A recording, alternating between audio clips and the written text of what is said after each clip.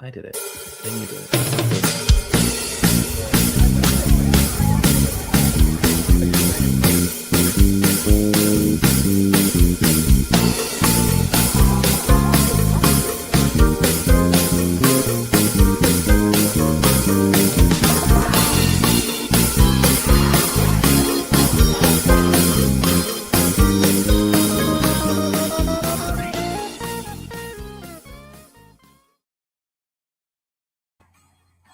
The Kernels of Truth brought to you by Progress Kentucky. It's pretty much America's birthday this week.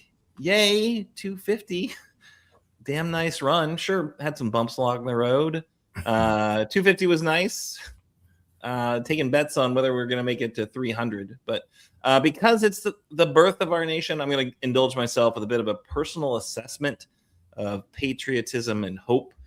That's coming later this show. Then we're going to look at hunger in Kentucky. We're going to do a couple super quick updates, stories we've been watching. And then most importantly, we are thrilled to be welcoming back Olivia Krauth, a kick-ass Kentucky journalist, great track record of reporting on education, on the General Assembly, LGBTQ plus issues. Now adding to her issue expertise with a deep dive into data centers, doing it with a new outlet, the Kentucky Hellbender Newsroom. Then we're going to welcome back Erin Petrey. When last you saw her on this program, it was relatively early in her effort to capture the Kentucky 6th District Democratic nomination. Now she's doing important and informed work on data centers. So it's our data center and democracy show. So glad to have you here. So before we get into it, let's check in with our co-host. Let me know who you are, where you are, and who's on your BITIN list. And yeah, let's do that. Dr. Clardy, are you there? I'm right here in Murray, Kentucky, on campus in my office, and I have two people on my BITIN list for several reasons. The Supreme Court only got one thing out of three right yesterday. It trampled over transgender rights. I kind of figured that they would. So that's one reason a couple of these folks are on my BITIN list. The other one, of course, they strengthened Citizens United. They put Citizens United on steroids. And so that gives the donor class an opportunity to buy our politics. The thing that they got right was on birthright citizenship. They did not trample over the 14th Amendment. Now, all of that is to say, Justice Samuel Alito is on my BITIN list for being a jerk. Period. Full stop. And Brett Kavanaugh is on my BITIN list. He's been on my BITIN list since he was appointed. Not only because he said to us yesterday, Congress, this is how you can get around this. He sort of gave a half-hearted endorsement of the 14th Amendment. And as a jurist, as someone who has been to law school, who has been a judge, someone who is now sitting on the nation's highest court, he should know better. And so the fact that the ruling on birthright citizenship was so close lets me know that at some point we're going to have to relitigate this again. And so that is why Alito and Kavanaugh on my BITIN list. Did I mention that Alito's a jerk? Seems like one of the biggest jerks. I don't know. Thomas seems like a pretty big jerk too. Oh well, yeah. hard to rank, but hard to pick with those horrible. I'll just say it. I really hope we flip enough chambers and get a Democrat in there and add some additional justices. You say court packing and it sounds bad. You just say, hey, look, they're old. We just need to take a little bit of work off their plates, lighten the load, shifting it around, adding a few more jurists to help do that work. I'm not packing anything. We're just, adding more workers. All right. So nothing in the Constitution that says you have to have 9 justices. Nothing in it for sure. All right. So for me, I'm Aaron, coming to you from Childsburg, obviously the wonderful neighborhood on the outskirts of Lexington. My BITIN list today is not somebody I would have expected to put on it, but Jefferson County Clerk David Yates is on my BITIN list because he admitted that a clerical error by a former employee, does throw this former employee under the bus, prevented 8 voters from casting a ballot in the 44th House District during May's primary. And you might be saying, well, it's 8 voters. Who cares? That race, incumbent Beverly Chester Burton lost by 5 votes to Democratic challenger Kenya Wade. So we were calling this, I think, Louisville's most wanted primary because all of the candidates had rap sheets. But yes, it's just, I was going to point to this race as one of the reasons, like, every vote matters, people. But turns out every vote matters, and having a county clerk that, like, does their job well also really matters, because those 8 voters absolutely could have swayed the election. They didn't. They showed up. They had been moved into the wrong precincts. They were not allowed to vote in that primary, and absolutely should have. So on my BITIN list, David Yates, who otherwise is a very nice individual, but really effed up on that one. So absolutely bad news. All right, so buckle up, folks. I'm just going to say we're in a tough spot. It is quite nearly our nation's 250th birthday. But I am going to be honest, my patriotism is not exactly ringing out from sea to shining sea right now. There's a lot of reasons. It's hot, like heat dome crazy, like people dying hot. Our region is mucking out from another wave of deadly flooding. And in Frankfurt, we're dealing with an army of dipsticks who really are not able to say climate change or really anything except not so fast, Governor Bashir. While they are hacking apart our state budget in order to jeopardize the most vulnerable residents of our commonwealth. In fact, the past 10 years, the body count of flooding in Kentucky has nearly doubled from the previous 10 years. So climate change is real, and it comes with a cost to Kentuckians, and they are paying it with their property and their lives. And that is truly disheartening. And we just don't have a political class that is willing or interested in doing anything other than doing all they can in their power to keep old coal plants running as long as humanly possible in Kentucky.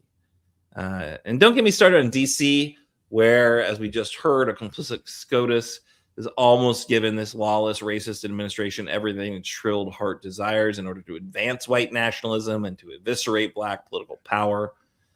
All while the Oval Office is focused on giving every billionaire and competent Mar-a-Lago goon or tech bro some kind of corrupt deal that leaves taxpayers like us holding a flaming bag of dog crap.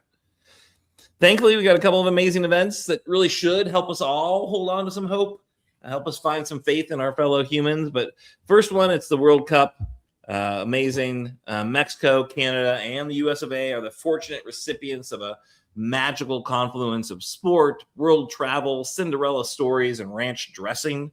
Despite the obvious flaws of FIFA, the disturbing racism of U.S. treatment of teams and even referees, the games and the human connections are fantastic and expand our appreciation of our shared humanity, and they're just truly, truly spectacular.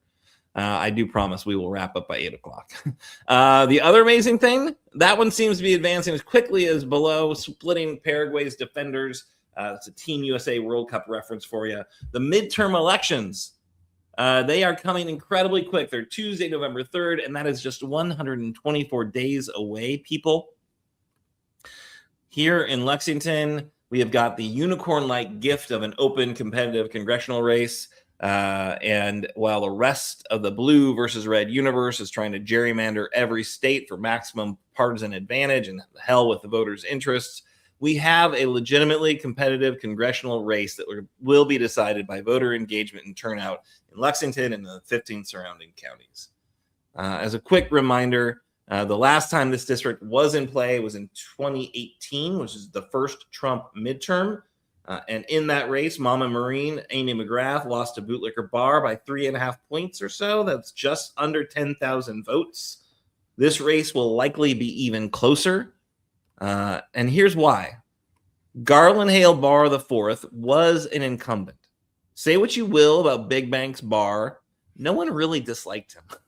As one of the fantastic Amy McGrath volunteers I met in Clark County observed during that race, he shows up everywhere 2 balloons are tied together.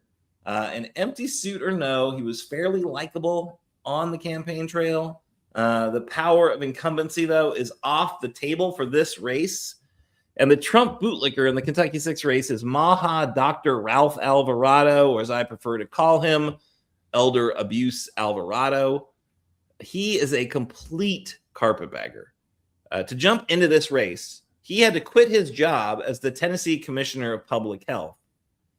To accept the job as Tennessee Commissioner of Public Health, he had to quit his job as a Kentucky State Senator just weeks after being reelected to that position. There is no way his job interviews were not happening while he was still running for that race, right? His legislative legacy in Frankfort was focused on protecting doctors and nursing homes. He, of course, was a doctor for nursing homes, but protecting them from accountability for crappy care. One of his bills was actually thrown out by the Supreme Court for unconstitutionally limiting legal recourse for malpractice victims. He is a corrupt and horrible politician who quits jobs left and right in order to advance his own political career. Say what you will about his politics, that's just gross. And that's why Progress Kentucky is entirely focused on increasing voter engagement and turnout within the universe of 20,000 potential Kentucky 6 voters. We're focused on voters who tend not to show up in midterm elections. If you have not been out to one of our Flip the 6 postcard parties, you've got to do it. So since the beginning of the year, we've been organizing monthly, now bi-monthly volunteer nights where folks handwrite postcards to these voters, ask them to take a survey and share their concerns about our economic and political systems, to let us know what they care about and how they think our politicians are responding to their concerns. That's really key for these voters, is getting to know what they're concerned about, meeting them where they're at.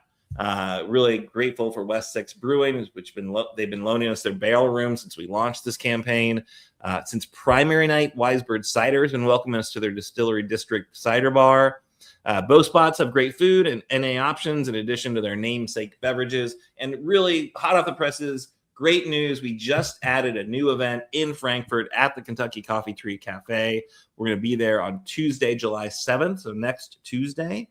If you're in the Frankfort area, come on out. These are incredibly fun events. They're connecting folks with similar concerns about the state of our democracy to a strategic effort to make a difference. Our ongoing schedule is West 6 on the second Monday. That'll be July 13th. Wisebird on the third Tuesday, July 24th. I think we'll be back at Kentucky Coffeetree, maybe on the fourth Tuesday, which would be July 28th. So we have made it through nearly 15,000 of our 20,000 voter universe. So we're shifting into high gear to get through the rest by the end of July. Please join us. Please spread the word. You can always find our up-to-date volunteer efforts on our website or sign up on Mobilize. And that progressky.org/postcards link will get you to the updated Mobilize event. After we finish the postcards, we're going to be calling and canvassing these voters in our priority neighborhoods and precincts to make sure they fill out the survey. Our volunteers will walk them through the survey, follow up with open-ended questions about their impressions of our political system. This is a process called deep canvassing and has been shown to be one of the most impactful things volunteers can do to engage other voters. We're going to likely do that through August into September. We're extremely excited to roll out that neighbor-to-neighbor program, linking our amazing volunteers to these high-potential voters within their own neighborhoods, while fostering those long-term engagement relationships that help ease folks into being more dependable voters. We want to help set them up with an ongoing political home, which would be Progress Kentucky, right? If they like what we're saying, if we meet them where they're at, they should be folks we can work with through the election cycles, not just once, but through the election cycles, because this is a long-term project. People, we're not going to turn Kentucky purple overnight. Finally, we're going to send out our candidate endorsements, linking the folks we're endorsing to the issues these voters are most concerned about, while also sharing our survey results with our endorsed candidates. That'll be our focus for all of October. Going to link that to our final Get Out the Vote push from early voting through Election Day in 124 days. So from the first handwritten postcard, which we're queuing up right now, to our final GOTV call or knock, our goal will be to have as many as 7 touches with these voters, setting them up to join the voter rolls and help flip the seat. That'll be through mailers, through emails, through digital ads, calls, and door knocks. We have support for much of our campaign, but we are looking for additional resources to support more mailings and other paid touches. So why am I sharing all of this? Am I just killing time until Team USA takes on Bosnia and Herzegovina? That's tonight at 8 people.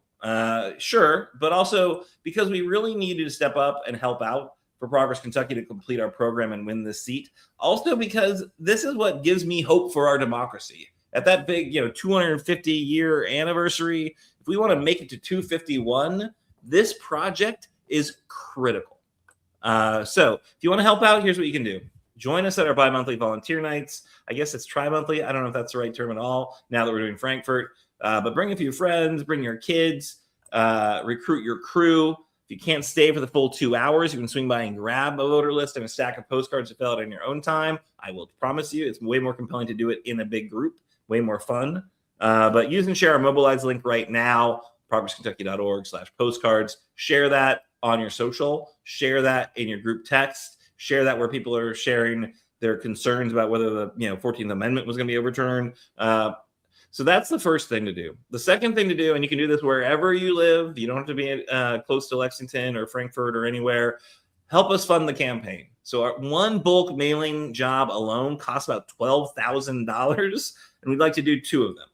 The postage alone for initial handwritten postcards is over $12,000. We'd like to do 2 rounds of handwritten postcards. Also, the postage is going up on July 12th, so this stuff will cost more. We've had some generous support already, but to run our full program for maximum impact, we're going to need more donors to get behind the effort. So please consider making a generous donation at our ActBlue page. Just as importantly, please share our project with your friends who want to help stop Trump. This is a real, actionable, strategic project that we can be the determinative factor of whether or not a bootlicker goes to Washington, D.C. to represent our district again, or whether somebody who can fight for our interests will be there in D.C. So we have just 124 days to make a difference. We really need our friends and supporters to lean in and leave it all on the field. That's what we're doing. Dr. Clardy, thank you so much for indulging me. That's very, very important because all politics at the end of the day is local. And it seems like you're doing the work to produce the results in November that we need in order to make that type of policy change. And that is so vital to getting people to the polls and making a difference for our country.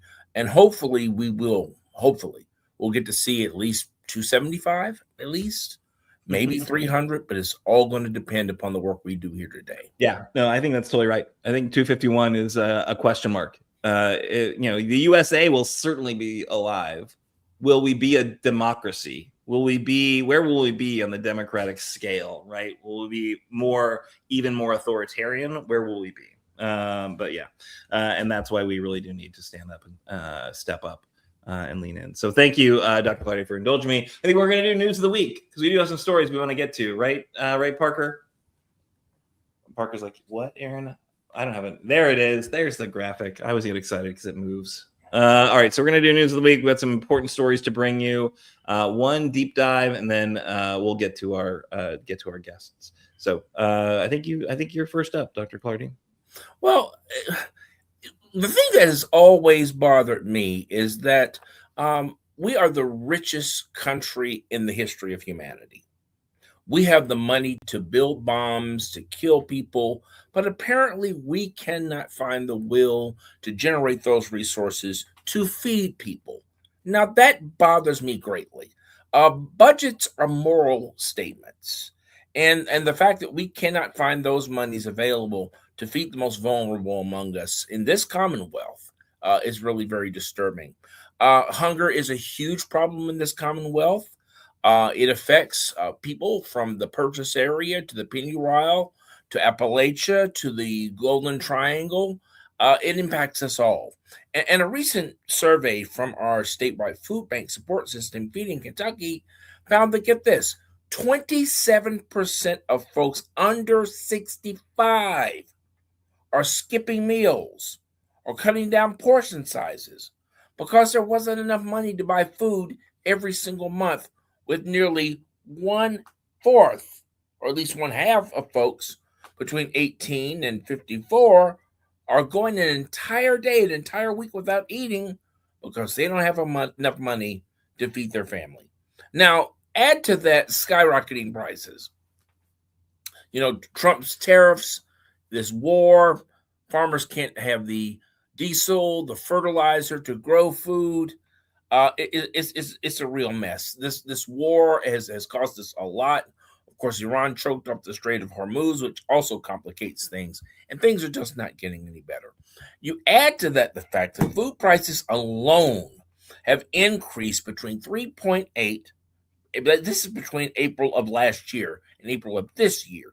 They've risen 3.8%, according to the Bureau of Labor Statistics Consumer Price Index. The Kentucky Center for Economic Policy says that this statistic is much worse over the last several years. Consider this: food prices have increased 27% since 2020, and this is when the pandemic was at its worst. Add to that President Trump's big ugly bill led to Kentuckians across the Commonwealth, people throughout the country, losing SNAP benefits. Now, this is the program, the federal program that's in place to make sure that the poorest among us have food to eat. This is a huge contradiction to me, Erin, and I don't get it. We have the money to build the bombs. We have the money to build weapons and nuclear weapons that we hope we never have to use. But yet the poorest among us cannot pay for 3 meals a day. That says something about us, Erin. That says something about our country. It says a lot about our priorities. And we need to fix this, and we need to fix this real fast. Absolutely.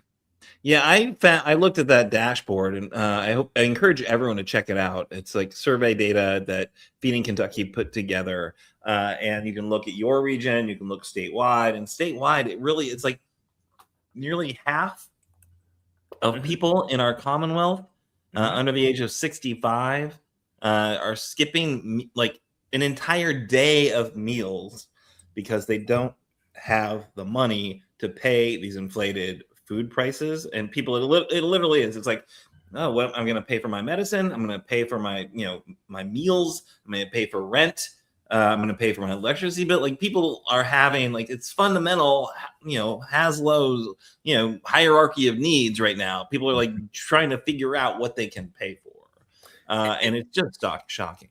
And you think about this, we have enough money to build a big ballroom in Washington, D.C., but we don't have enough money to make sure that babies have formula. We don't have enough money to make sure that our seniors are eating. And listen, one of the most important priorities in our health is our nutrition, the food that we eat, the food we have access to.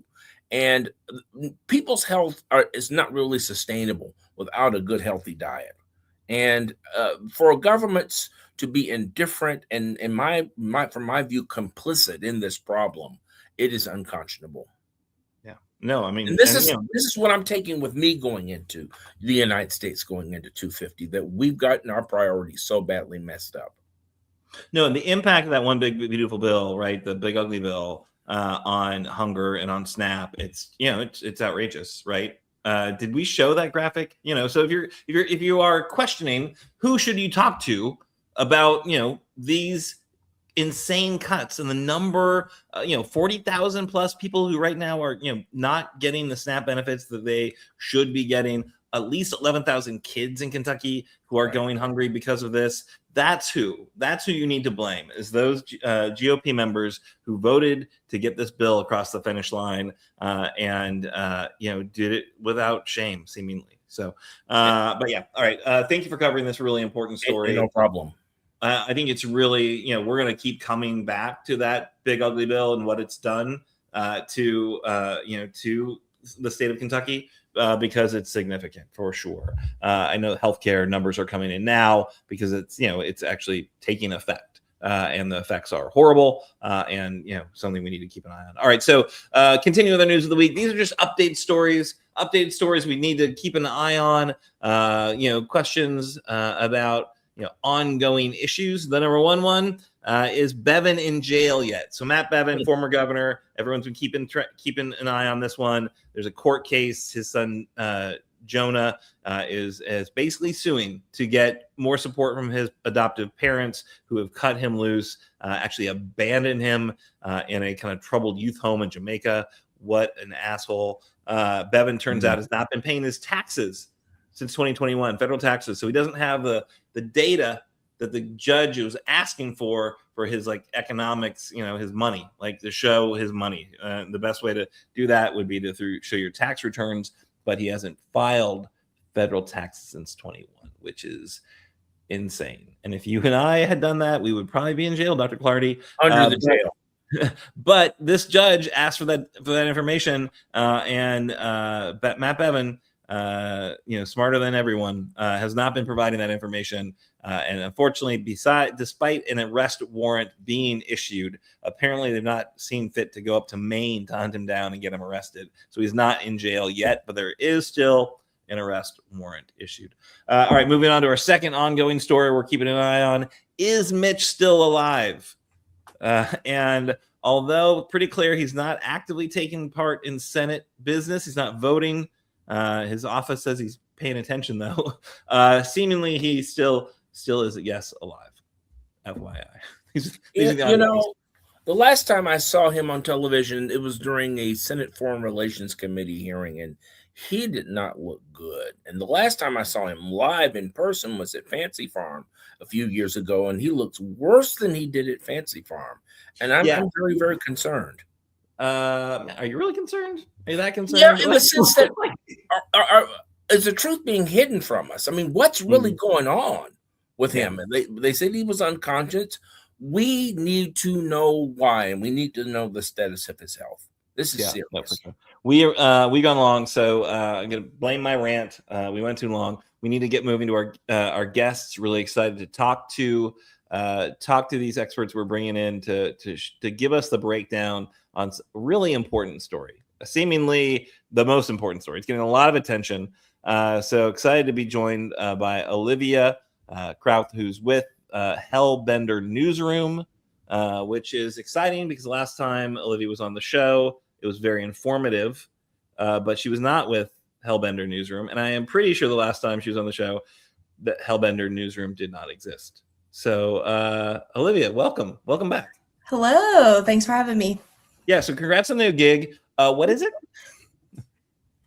I mean, it is new. It is brand new. We literally launched Hellbender Newsroom a month ago. Okay. It was the day after Memorial Day. We're kind of missing it initially. No, you're totally good. I mean, we launched the week after primaries and the day after Memorial Day. So it was kind of the unofficial start to Kentucky's kind of dead period for politics. So I feel like a lot of people missed it. It is a brand new newsroom. So, and tell us a little bit about it. Like, what's the mission and goal? Sure. Hellbender Newsroom is a branch of Courier, the national Courier brand, not the Courier Journal. Courier, period. We're very much focused on policy and politics. Kentucky, obviously, I'm in Louisville. I think a lot of people watching probably know who I am. Lifelong Kentuckian, so very much a Kentucky focus on Kentucky policy and politics, trying to explain the impact of how elected officials' decisions impact regular Kentuckians. That is kind of the gist. We're just a state branch of a larger national newsroom, and very excited to be here, for sure.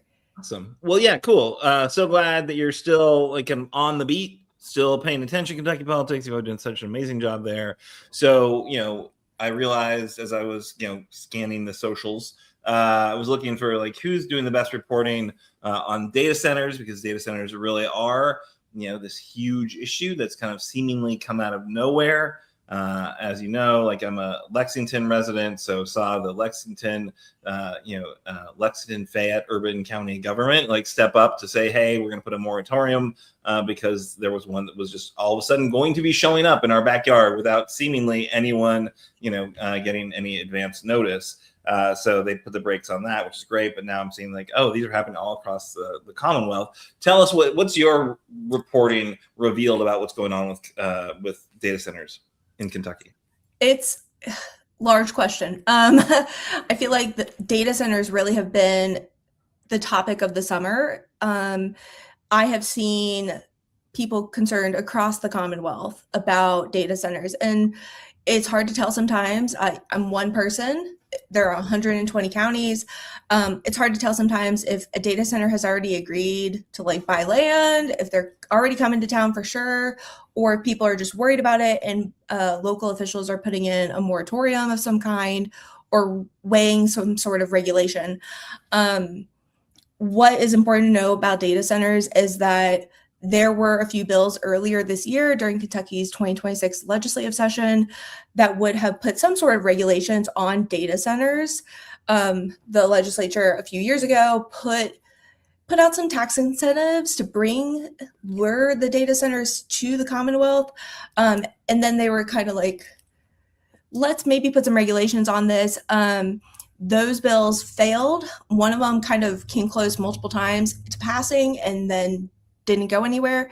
So right now, all the towns, the counties, the fiscal courts and the mayors and all the city councils and stuff, they're all in charge of figuring out what to do about this incredibly pressing issue.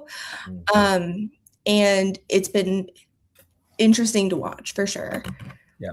And so you said those bills, and I'll turn to Dr. Clardy in just a moment. So those bills failed to pass. Could we get a little more detail about like why didn't they pass? Like which chamber stopped them? So we wanted to name names and know who to blame for them not getting a sensible bill. My hunch, I didn't read the bill. Or either of the bills. My hunch is they probably didn't do enough, but they probably weren't going to be harmful, certainly, and giving local communities some tools to manage what's happening seems like a smart move. So yeah, what actually did happen with those bills?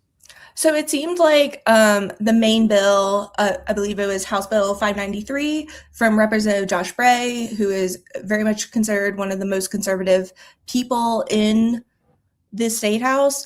It was really just going to bring ratepayer protections for, ratepayers, obviously a huge issue that is, one top of mind when people are going out to fight about data centers.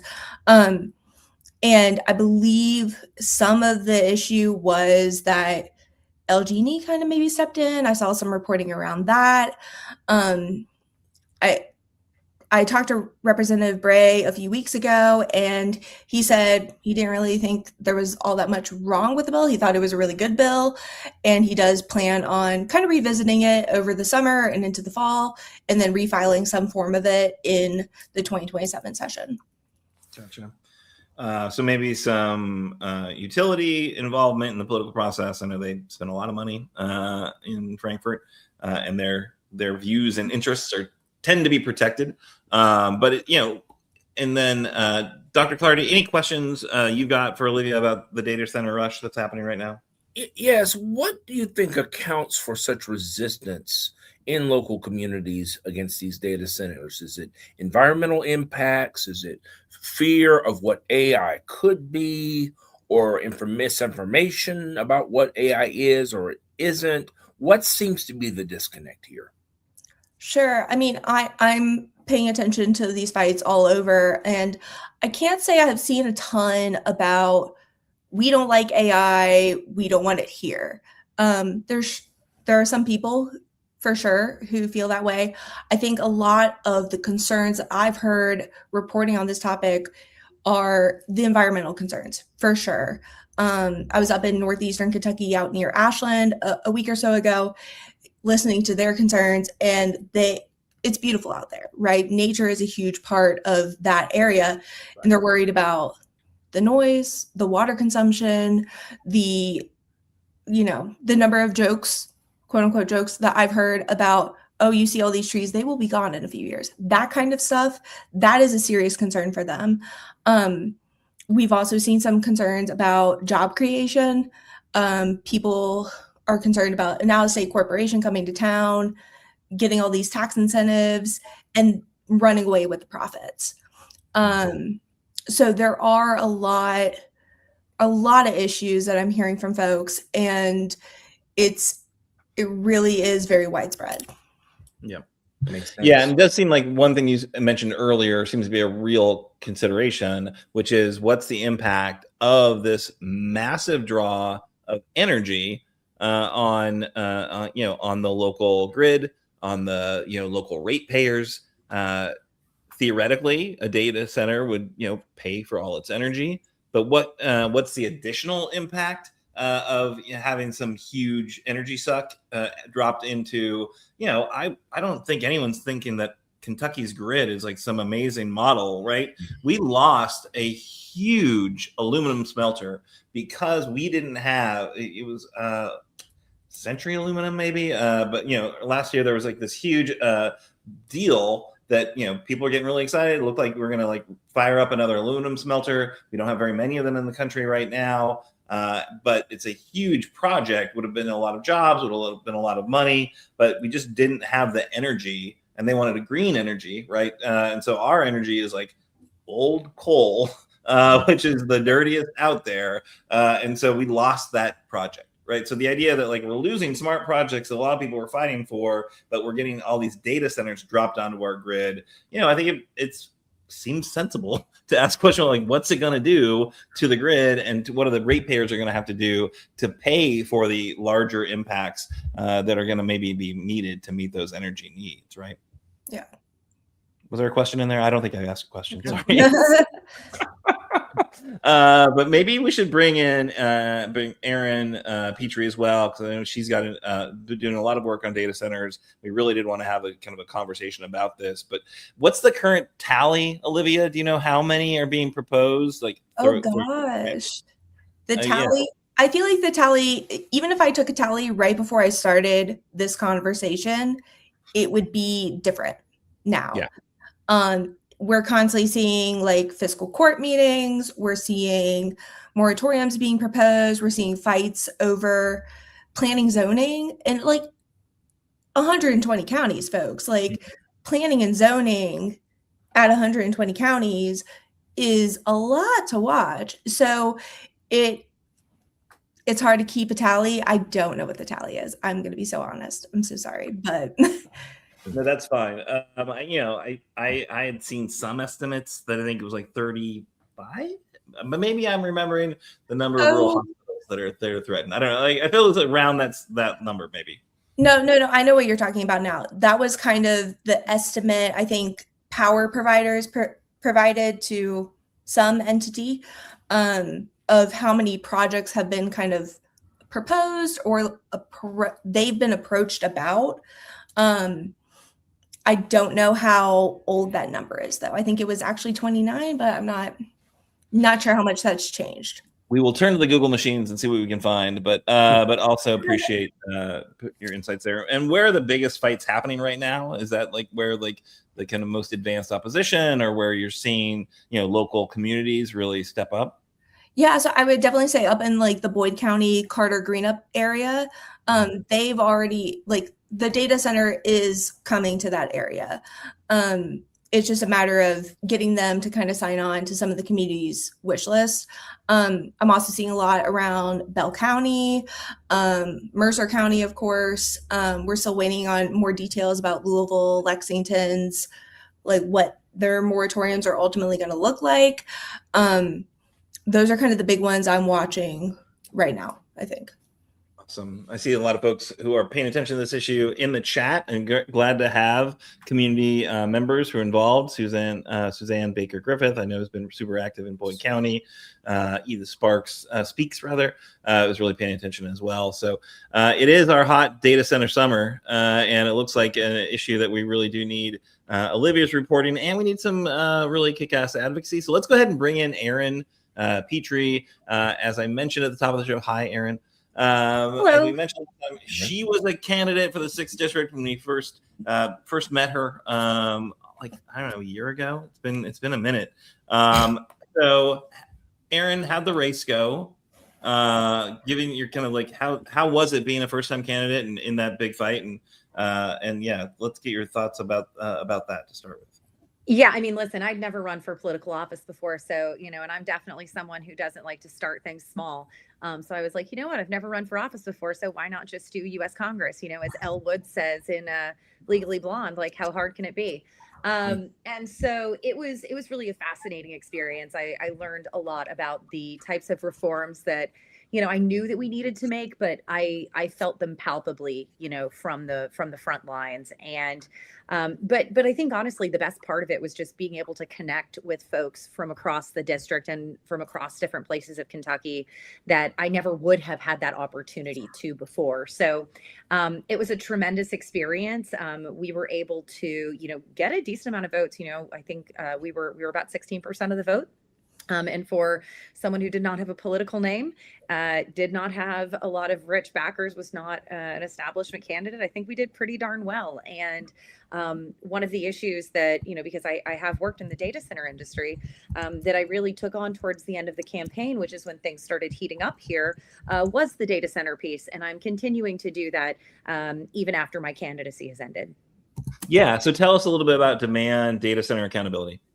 Yeah, so I really just created that for two reasons, right? Number one was, I had been inundated with, political pledges and things like that, just so voters can actually go and see what candidates actually are pledging to, or the kind of policies that they're committed to, right? There's things around term limits, track APAC, there, even Second Amendment rights. There's all kinds of different candidate pledges. So what I wanted to try to do first and foremost was to try to bring a little bit of transparency, but also momentum to calling for a statewide moratorium on data centers until we get actual regulation.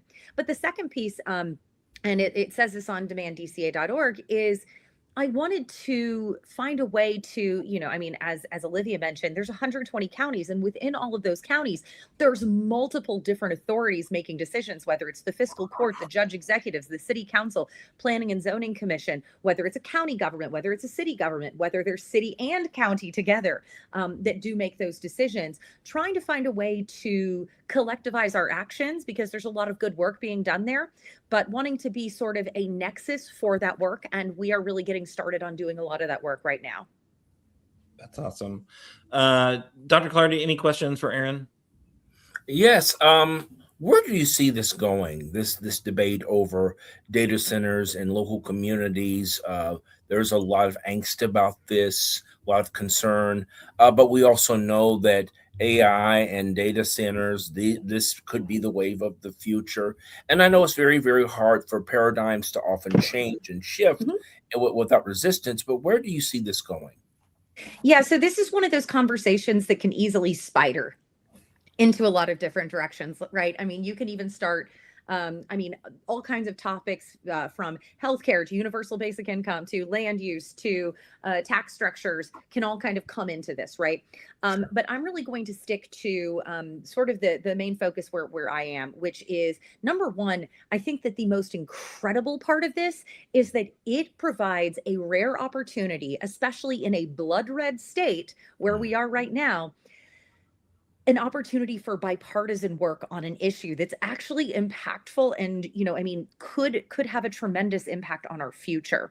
As Olivia also mentioned, Josh Bray is the one who spearheaded the legislation in the 2026 session. I'm going to be meeting with a bunch of folks in Frankfurt on this exact issue. And I think that this will be a great opportunity for us to actually get some bipartisan work done. And also getting folks from both sides of the aisle to show up and organize together. So in Mercer County, most of the folks who I was connecting with were Republicans, right? And there are a lot of Republicans who were saying that, Erin, if you make it through this primary, you'll be the first Democrat I ever vote for. So I think that this is also an opportunity for Democrats to really kind of get on the bus, if you will. Now, I also want to talk to you about this issue from three different perspectives. One is going to be just from an energy perspective, which is really where I like to focus. I come from a sustainability and energy background. And then the second is really going to be focused on that AI. And the third is financial markets. So The first, talking about energy and sustainability, I think this is a unique opportunity for us to put some requirements around efficiency once and for all. We are seeing, of course, there's always going to be NIMBYism whenever there's any kind of development, but I think that this is not just NIMBYism, but it taps into an existential piece, right? Yeah. Being like, well, wait a minute, this is taking everything. And so I think that one of the differences between, when the coal companies came in and really, stripped everything out and raped the land and left, I think that a lot of places like Eastern Kentucky, and really the sort of cultural ethos that runs through the rest of the state, is saying we're not going to let that happen again, right? Because in many ways, data centers are an extractive industry. And we need to also do a lot of good planning around energy markets, which we're really not doing. There is some, but there's a lot of conversations around ratepayer protections. But what we really need is a type of independent committee in Frankfurt that focuses on the broader data center impact, because we will be paying for this eventually. It just has to do with whether it's interconnection lines. We have 2 RTOs here in Kentucky, which is regional transmission organizations. So different part of the states get their energy from different places. Sure. But the second piece, right, AI, we have to start talking about AI. A lot of places are seeing it as a panacea. Every single every university student or even younger is like, Erin, what's going to happen? Am I going to have a job because AI? And frankly, I don't know. I really hope so, because I think that it needs to be ratcheted down. But the third that I'll touch on quickly is just from a financial market perspective, right? This smacks very much of sort of the 1990s broadband rush, which led to then the tech bubble. It, very viscerally relates to me as a millennial who, graduated grad school at the height of the Great Recession. So, 7 companies are dominating the S&P 500, and it's all because of AI and semiconductors. So we are seeing this very teetering situation with our financials, that I'm really worried we don't have the appropriate financial structures in place, because this one, is it too big to fail? Is it something that's going to ruin pension plans and 401ks? What's really going to happen?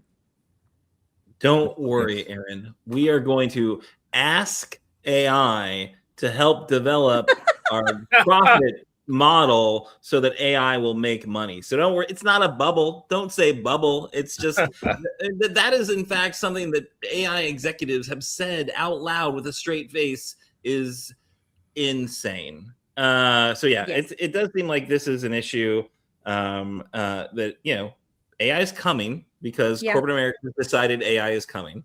And no one that I know really has asked for it a lot, but it's being forced down our throats. And of course, if we're going to do it, we're going to need lots of power. We're going to need lots of data. So it does seem like, this is exactly the place where a smart politician would enter into this conversation. And Erin, kudos to you for, seeing it as something that needed leadership, and that you jumped in to offer it. No kudos to Frankfurt for stalling a couple of bills that, useful, certainly, and to not have the larger conversation about where we're headed with these data centers, where we're headed with AI. Of course, if you think about the tech bubbles that, are tech boons that Frankfurt's involved with, I always like to think about, was it Brandon? What's the Bitcoin Brandon, right? So they actually wrote their own state bill about Bitcoins, Bitcoin mining, and then he somehow ended up losing money and getting sued by China, even though he wrote his own bill to really set himself up for success in that industry. So never underestimate Frankfurt politicians for kind of screwing up this thing. But I guess any Olivia or Erin, any issues we've kind of missed in this conversation, or just coming issues that we really do need to wrestle with and inform our viewers about? I do want to touch on one thing, though, that you said, Erin, is that, I am very disappointed in Frankfurt, but I did speak to some senators because, this kind of died in the Senate, right? I spoke to some senators about it, and, take this for what you will. You can see it as kicking the can down the road, but I kind of see where they are. It's a decent excuse, but it kind of, again, it just kind of delayed the inevitable. Is that they were waiting for the EPIC report, the Energy Planning and Inventory Commission, which was recently created at UK, which is overseen by Eric King. which that report came out just a couple of weeks ago. So they wanted to see this inventory report around energy before making sweeping data center. Now, I think that what should have happened is moratorium until, right? I mean, that would be my ideal. But that is what I have heard was kind of the rationale. So I am hopeful. I'm very hopeful, and I'm going to lobby for this a lot in 2027 that this will get passed. Yeah, I mean, I guess that's an excuse, right? Like, oh, we really need Epic to weigh in on this, like this thing that we created. It seems like we also had a PUC, could have been like challenged them to, give you some guidance, but also just, when Epic did weigh in, they're like, yeah, we're not ready to deal with all this. Like, that's super insightful. Glad we waited. And that they needed actual guidance from, the legislature to manage what's happening. So I do think some finger pointing is not necessarily super valuable. What we need is leadership. 100%. Yeah. So Olivia, what have we missed? I don't know. Yeah. I think we've covered everything. Yeah. It's all that's it. Such a like crazy, unwieldy situation that's always changing. So we probably have missed something. Yeah. But as far as I can tell, I think we might be okay. All right. I can. Oh, if you don't mind, I do have one quick plug to give. Actually, that is something that I think that folks is very helpful, because a lot of folks feel like they're like, well, what can I do? What can I do? So when we started talking about, so the 37 data centers, we also don't have those classed, right? It says that there's currently 37 data centers here in Kentucky. Those aren't necessarily classed as like traditional edge, enterprise, or hyperscale data centers. What we're really worried about right now is the things that have the maximum impact on our grid, which are hyperscale data centers, which are usually, which the biggest challenge is the AI focus, right? Because you could have a data center that's 50,000 square feet. If it's traditional compute, just managing files and that sort of thing, 5 to 10 megawatts. That moves to AI workloads, it can be 40 to 50 megawatts. So when it comes to data centers, we don't really have those classed in that current inventory. So people are worried about the ones that are the hyperscale. But this whole situation is around people have the opportunity to realize that they have a voice and they have an opportunity to actually impact change, right? And so that's why people are going to Mercer County and they're showing up to their planning and zoning commission. That's why in Mason County is a really big one too. There's lawsuits and there's meetings happening there. But one thing that I am working on, and I actually just started kicking this work in the background off today, is at demanddca.org. We are going to be hosting over the next couple of months a sort of central repository for all of the work that is happening around data centers, both good resources around it, but also saying, hey, if you need to do this, you need to go to the Kentucky Resources Council. If you want to do this, Kentuckians for the Commonwealth, Kentuckians for Energy Democracy. So really working that stakeholder mapping out so that your average citizen knows how to navigate this if they do want to ask for a moratorium or an ordinance in their community. And that's kind of my last message is you as a citizen have the opportunity to bring a moratorium to your planning and zoning commission, or if you do not have a planning and zoning commission, there's sometimes siting commissions, or it will be your fiscal court if you are a smaller county. You have the power, use that, and I'm hoping that this will be some sort of renaissance of civic engagement. No, I think these are really good points. I appreciate you making them. One thing to just touch on, you made that really important point about kind of the classification of these data centers and like the hyperscale versus just typical computing data centers. So the AI data centers, which really do require a lot more energy, assuming they require a lot more water too. Can someone, either of you, kind of clarify the water use of data centers and how much are we talking about here, and why is that a concern? And are they not able to recycle the water use? Like what's the real water impact of these things? Do you want to do this, or I can't, it doesn't matter to me. I think you would know. Okay. So water is used in data centers specifically for cooling. About 40% of the energy in a data center is used for the cooling as well, to kind of, route all of that, push the air out. And then 40 to 50% is used for all of the compute. Now that will change depending on your power use efficiency. That is an efficiency metric that data centers use. Now, talking about water specifically, there are different types of cooling systems. There's open loop, which is very rare. That just essentially means it pumps in and pumps out immediately. Your closed loop is kind of moving towards more common. They do actually recirculate the water significantly inside of the data center. So, and technically with like a closed loop system that works well, you can keep that water inside the data center, cool it down, recirc, filter, recirc, cool it down, recirc, for 10 to 15 years without dumping it. The challenge becomes kind of what are the chemicals in that water, which is some of the things that communities have expressed challenges over. There's different methods of cooling. There's also liquid to chip cooling, which is a smarter way of actually using AI to send out energy and water directly to the chips that need cooling, which uses less energy and less water.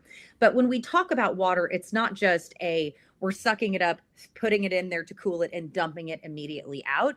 It is recirculating. And cooling towers in most facilities will do something like that.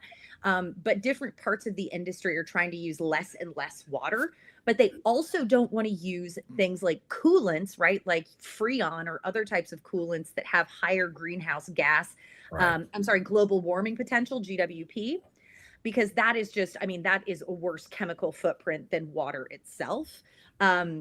But yeah, just because you have water doesn't mean it's constantly being used. But there's also no standard for saying like, well, you have to keep it in there for X amount of time. You can only use this much.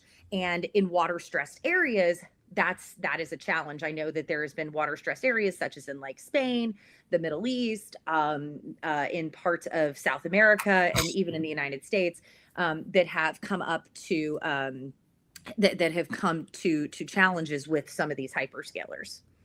Gotcha. All right. So that is a lot of information. Sorry. Seems like you are the right person to have that, and that's not even all of it. That's not all of it. There's a lot more. All right. Olivia, anything you heard you wanted to comment on? Nope. I think Erin had it. All right. Cool. Well, so just very grateful for both of you coming and joining and sharing your work on this really important issue.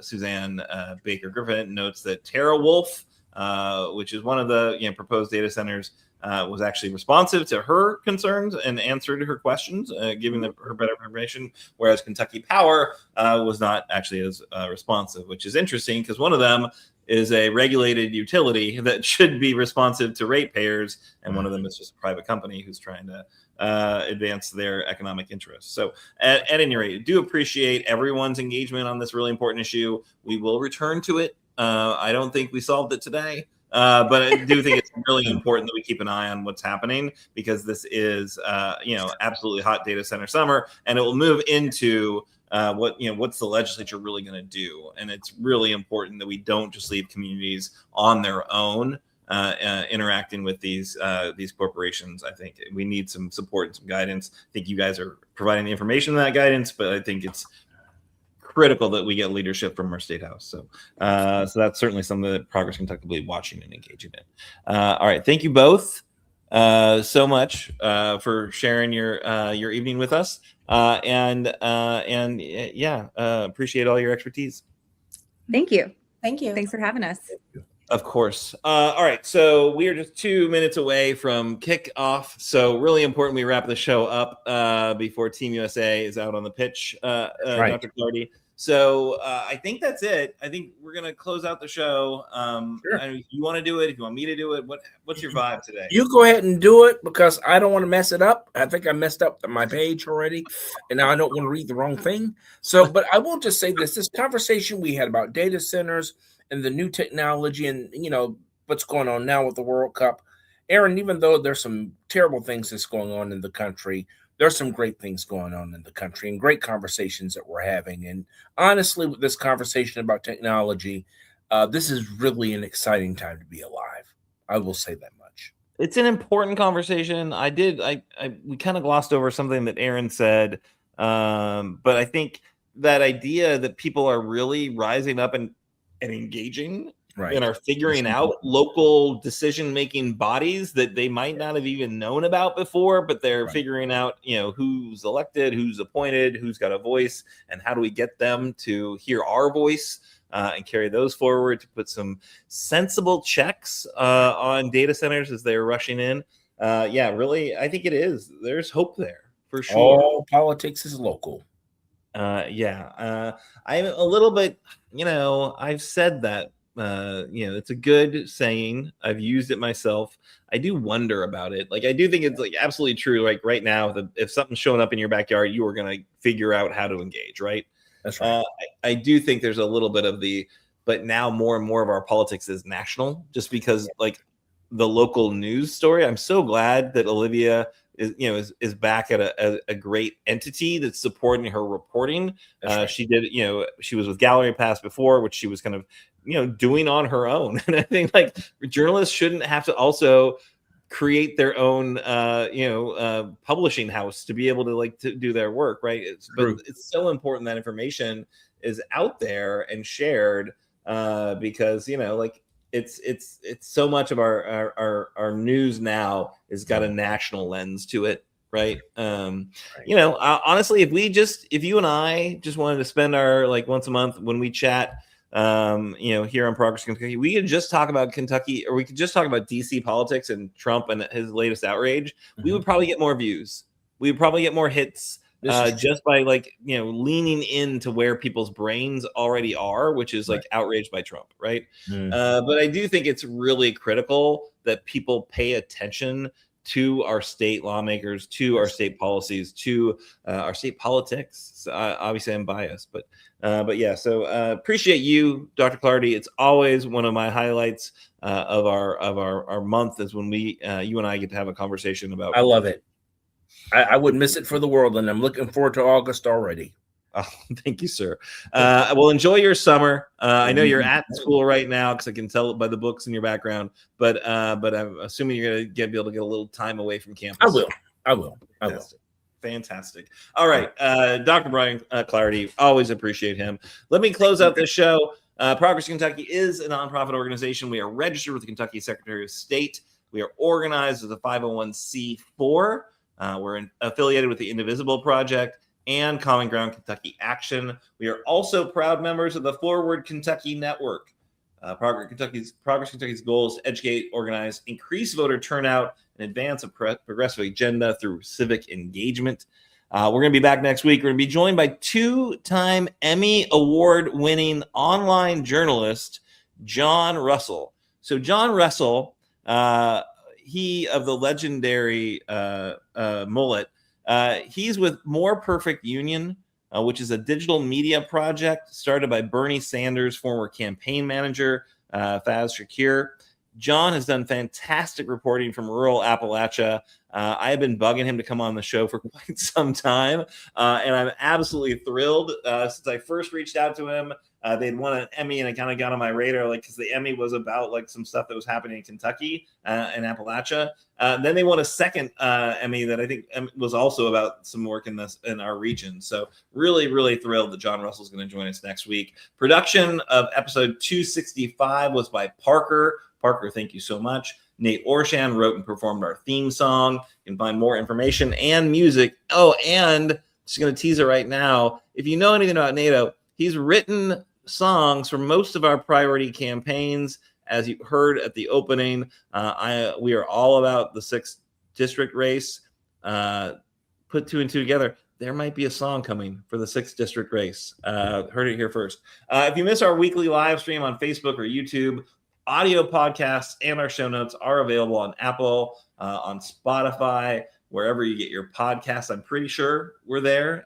If you do listen to the pod, please leave us a 5-star review wherever you're listening right now. And thank you so much for joining Kernels of Truth.